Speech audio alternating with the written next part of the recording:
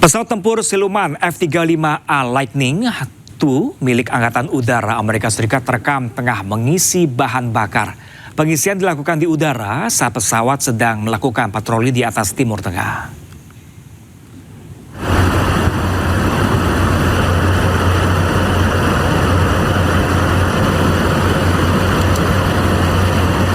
Senkom merilis rekaman yang menunjukkan jet-jet tersebut mendekati pesawat KC-135 Stratotanker.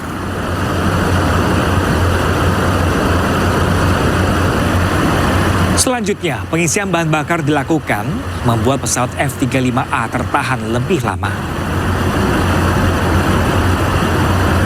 Sementara pasukan Amerika Serikat lainnya melanjutkan operasi di seluruh wilayah. Rekaman jet tempur ini dirilis setelah Washington menyatakan telah menyerang sejumlah target militer Iran.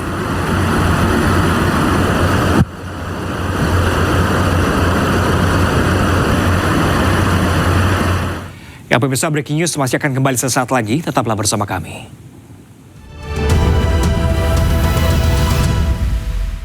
Perdana Menteri Israel Benjamin Netanyahu diteriaki dan dicemoohi saat menghadiri sidang pleno Knesset yang membahas RUU wajib militer.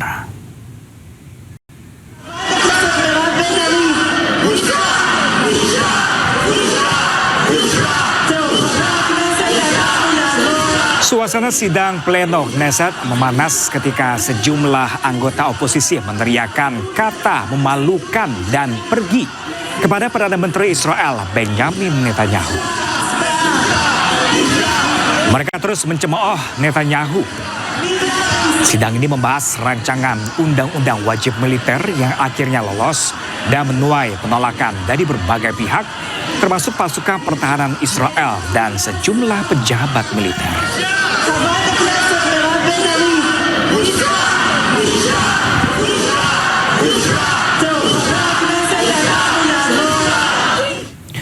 Perdana Menteri Israel Benjamin Netanyahu menegaskan Israel sedang berupaya mencapai kemandirian yang lebih besar dalam produksi senjata serta memperingatkan Iran terhadap serangan apapun di masa mendatang. Israel kini sedang bergerak menuju produksi senjata independen. עשינו רוויזיה יסודית בתורת הביטחון שלנו. יומיים לאחר מתקפת ה-7 באוקטובר והטבח הנורא, הבטחתי שנשנה את פני המזרח התיכון. ואכן שינינו את כללי המשחק במזרח התיכון. אין יותר הכלה של איומים. אין יותר צבאות טרור בגבולותינו. יש אזורי חיץ שיצרנו בעומק השטח של שכנינו. עוטף עזה ובתוך עזה.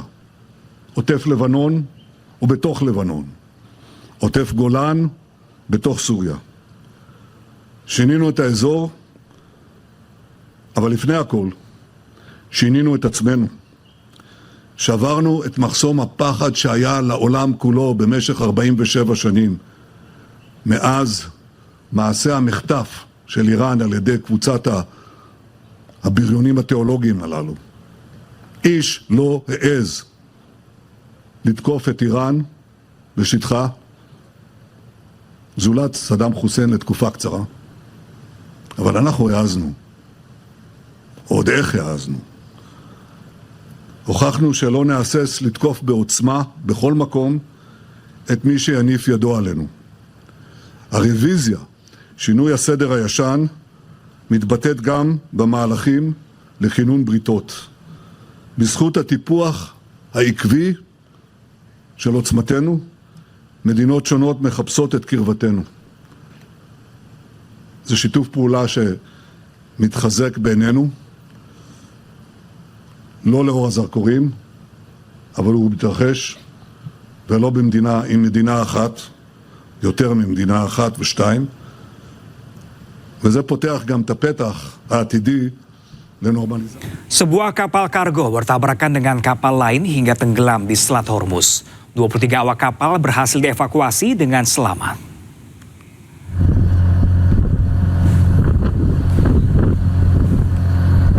Akibat tabrakan ini, kapal kargo bernama Luni terbelah menjadi dua dan tenggelam di Selat Hormuz. Tim penyelamat langsung mengevakuasi para awak kapal sebanyak 23 orang dan dibawa ke Pulau Quezon. Penyebab kecelakaan masih diselidiki.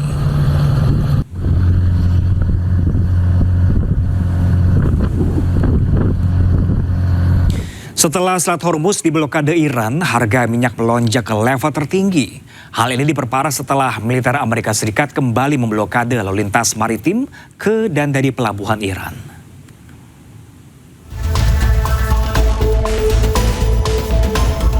Sejumlah kapal-kapal masih tertahan di Selat Hormuz setelah Iran kembali membatasi lalu lintas di salah satu selat tersibuk di dunia ini.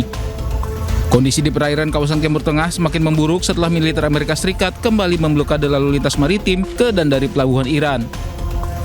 Akibat penutupan ini, harga minyak mentah dunia melonjak ke level tertinggi dalam 4 minggu dan diperkirakan akan terus naik jika konflik Iran dengan Amerika terus berlanjut. Sementara itu, Presiden Amerika Serikat Donald Trump membatalkan biaya 20% tarif bagi kapal-kapal di Selat Hormuz dan menggantinya dalam bentuk kerjasama perdagangan serta investasi dengan negara-negara Teluk. Trump sendiri sebenarnya menegaskan tidak suka dengan konsep penarikan biaya di Selat Hormuz. Namun hal ini perlu dilakukan karena Amerika Serikat telah melindungi selat ini untuk seluruh dunia termasuk China. No, I just told you have Saudi Arabia, UAE, Qatar, Bahrain, and Kuwait, primarily, and then others.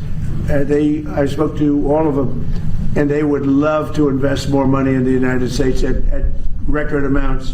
And that would be very acceptable. And this way, there's no fee. I don't like the concept of a fee, but at the same time, it's not fair that we're protecting this strait for the entire world, for China and everyone. I don't mind protecting it for China. I don't mind protecting it for anybody, but it's unfair that we're not in somehow compensated. And we've been doing this for many years. It's bothered me 25 years ago. It bothered me. Sebelumnya, Trump umumkan AS akan ambil tanggung jawab untuk kelola Selat Hormuz, serta blokade kapal dan dari dan ke pelabuhan Iran.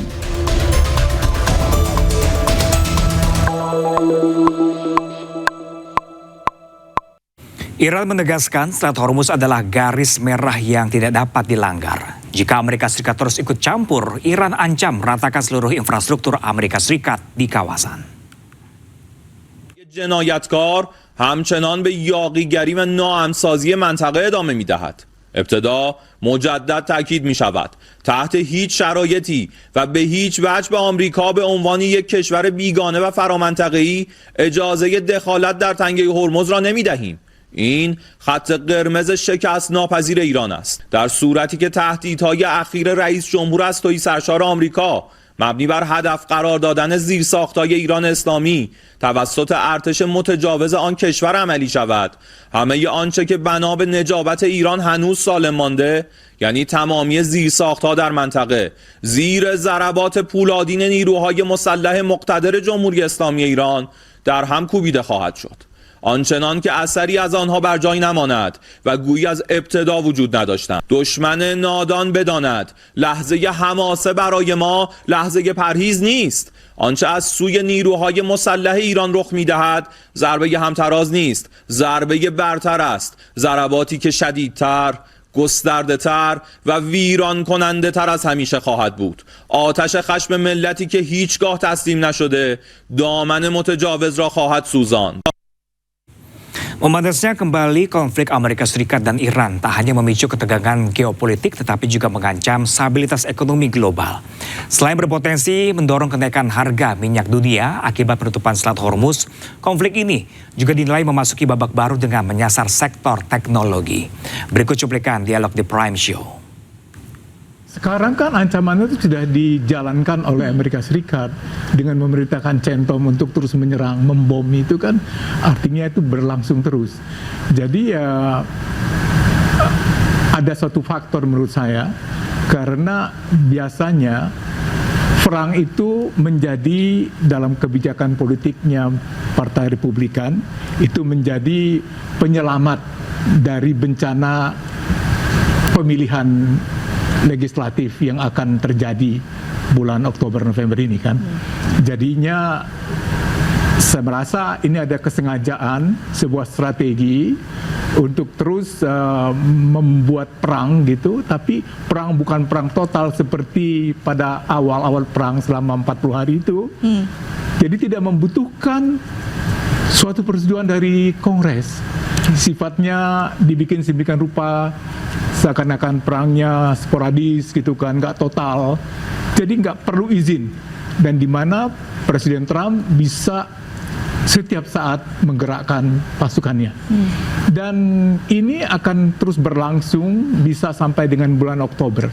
Sesudah nantinya terjadi pemilihan umum di sana dan ternyata hasilnya misalnya ya positif terhadap Amerika Serikat di bawah Trump, karena menunjukkan dia seorang pemimpin yang tegas gitu ya, yang membela kepentingan Amerika Serikat, maka baru perang itu dihentikan dan Trump akan mengklaim bahwa dia adalah panglima perang. Dia yang menyebabkan Amerika itu besar, maga gitu, mege gitu kan yang jadinya itu. Jadi kita mesti lihat bahwa ini kaitkanlah dengan pemilu yang akan datang di sana. Jadi karena itu perang ini akan panjang dan ini yang akan membawa dampak bagi rumah tangga di seluruh dunia, di Indonesia. Harga-harga akan naik gitu ya, minyak, gas, itu pasti yang terjadi, harga beras segala macam. Dan ini meskipun Trump itu diprotes oleh dunia supaya perang itu dihentikan karena dampak ekonominya itu global, Trump lebih memikirkan survival dari karir politiknya. Dia kan sudah merancang kalau bisa dia bisa 3 kali menjadi presiden di Amerika Serikat. Udah dirancang oleh semuanya sehingga nantinya undang-undang pemilihan umum di Amerika Serikat kan pun bisa diubah. Oke, baik. Lalu tadi Bu Suzy disampaikan oleh Pak Nasir bahwa ini akan berdampak secara global begitu ya, khususnya juga apalagi Selat Hormuz juga kembali ditutup gitu ya. Untuk ke Indonesianya sendiri dampaknya akan terasa seperti apa kalau menurut Bu Suzy? Bergantung kepada opini publik Amerika Serikat. Sebenarnya kalau saya bilang masalah peperangan ini lebih bergantung kepada failure of technology. Karena teknologi yang digunakan oleh Pentagon itu dihasilkan oleh Palantir, si Peter Thiel, Alex Karp, dan kawan-kawan. Dan ini sudah dimulai sejak Pentagon dikuasai Mossad, yaitu di bawah Wolfowitz, di bawah Doug Faith, di bawah kawan-kawan lainnya, yang akhirnya Pentagon practically nggak bisa dikuasai oleh orang Amerika asli. Yang menguasai adalah orang Yahudi. Nah, mesin dari apa yang dihasilkan oleh orang Yahudi ini itu mengejar orang yang akan dibunuh. Jadi kadang-kadang nggak bisa di stop perangnya. Karena mereka sudah menarget orang yang akan dihabisi. Nah, ini sekarang masalahnya, apakah publik Amerika bisa menerima kalau mereka sudah tahu Peter Thiel sekarang pindah ke Argentina. Kelihatan bahwa mereka mulai cari tempat aman. Bergantung kepada kekuatan public opini ini sampai mana bisa berpengaruh terhadap kondisi yang sudah sangat sulit bagi rakyat Amerika. Mereka menurun perekonomiannya, apa-apa mahal, mereka tidak bisa hidup. Banyak yang sudah komplain, dan kita lihat AUF nggak dihasilkan ya, Authority for the Use of American Forces. Lalu yang kita lihat NDAA, National Defense Authorization Act, terkendala. Itu yang mengatakan bahwa ada shared interest antara Israel dengan Amerika Serikat. Jadi kelihatan ini sudah agak bergeser sedikit, yang kemungkinan kalau ini benar-benar terwujud dan orang-orang betul-betul marah, karena kebanyakan yang menang dalam primary adalah orang-orang yang tidak mau menerima sumbangan dari AIPAC. Saya harapkan kalau ini berjalan terus. Ya, pemirsa, jangan kemana-mana, breaking news masih akan kembali sesaat lagi, tetaplah bersama kami.